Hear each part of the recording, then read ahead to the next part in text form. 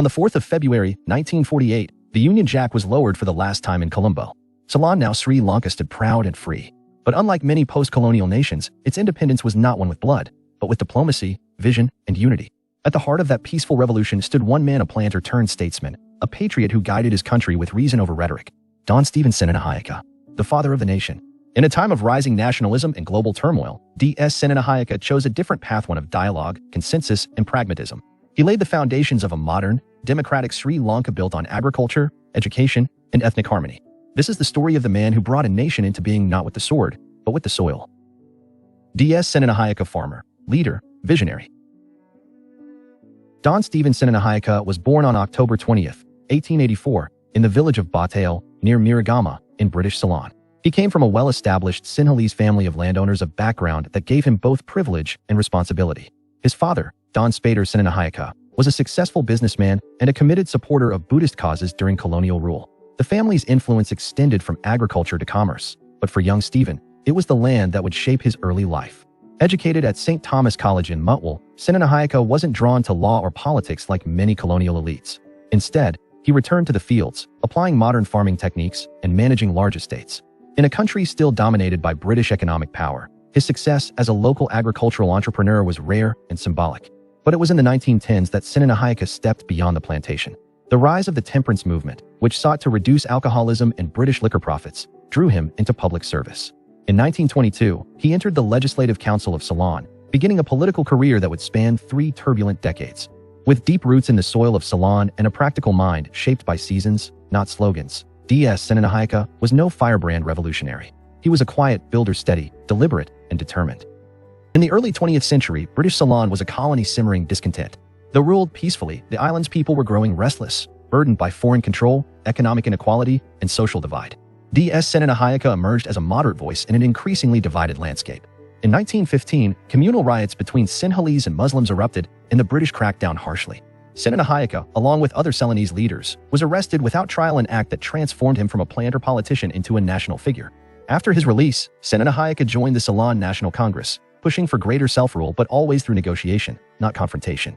He understood the British, their systems, fears, and pride, and he used that understanding to win more autonomy gradually. In 1931, universal suffrage was introduced. It was a critical step that made Ceylon the first Asian colony to give all adults the right to vote. But full independence still seemed far off. Senanayake, however, kept moving one compromise, one reform, one alliance at a time. During World War II, Senanayake served as Minister of Agriculture and Lands, and later became leader of the State Council. In 1946, he founded the United National Party, uniting moderates across ethnic and religious lines. With diplomacy, charm, and persistence, he convinced the British that Ceylon was ready to govern itself. And on February 4, 1948, after peaceful negotiations and constitutional reform, Ceylon gained independence without a single shot fired. It was one of the few bloodless power transfers in Asia's colonial history, and the man who led it was now the nation's first prime minister. As the first prime minister of independent Ceylon, D.S. Senanayake faced a daunting question. How do you build a nation from the ground up peacefully, inclusively, and swiftly? He answered it the only way he knew, with pragmatism and perseverance. He made agriculture the cornerstone of development. His most ambitious project, the Galle Face scheme, brought irrigation to arid lands, resettled thousands of families, and boosted rice production. In a country long reliant on imported food, this was not just a policy, it was sovereignty. He also expanded public infrastructure, roads, railways, schools, and promoted cooperative farming to ensure rural prosperity. Under his watch, the civil service remained efficient, and Ceylon enjoyed one of Asia's most stable post-independence economies. But Senanayake's vision went beyond economics. He sought unity and diversity. Though a Sinhala Buddhist himself, he appointed Tamil and Muslim leaders to high posts and resisted pressures to enforce Sinhala-only policies. His ideal was not domination, but coexistence. His leadership style was quiet, cautious, and consultative. He avoided fiery speeches and ideological battles. Instead, he built consensus, one policy, one promise, one partnership at a time. In just 5 years, he laid the framework for a democratic, functioning state rooted in food security, communal harmony, and political moderation. He did not seek glory. He sought durability. Away from the corridors of power, D.S. Senanayake was a family man. He married Molly Danuala, and they had 2 sons, Dudley and Robert. Dudley, the elder son, would quietly follow in his father's footsteps, first as a member of parliament and later as prime minister. Despite the weight of leadership, D.S. remained humble and grounded. He never sought fanfare. He preferred walking through a rice field to standing on a podium. But fate would cut his journey short. On March 22, 1952, while horseback riding near Galle Face Green, Senanayake suffered a stroke. he never regained consciousness. The nation grieved, not just the loss of a leader, but of a father figure. To this day, he is remembered as the father of the nation, a man who secured independence without bloodshed and planted the roots of a united, sovereign Sri Lanka.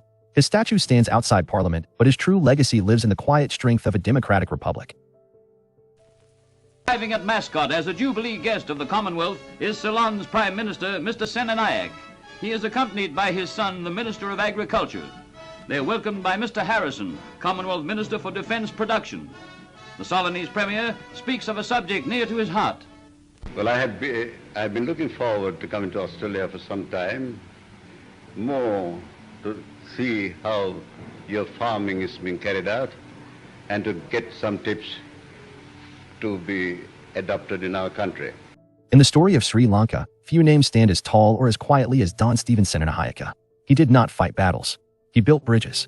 He did not demand loyalty. He earned trust. His vision was clear, a united, self-reliant, and democratic Ceylon governed not by fear, but by reason. Today, his legacy is everywhere in the fields irrigated by his projects, in the democratic traditions he protected, and in the stability he helped secure. At a time when many nations were born in war, Sri Lanka's independence was born in negotiation. And for that, the credit belongs to one man. D.S. Senanayake, the farmer who became a nation builder, the father of modern Sri Lanka. Thank you for watching this episode of Real Life Legends. If you enjoyed this biography, subscribe for more stories of leaders who changed the world.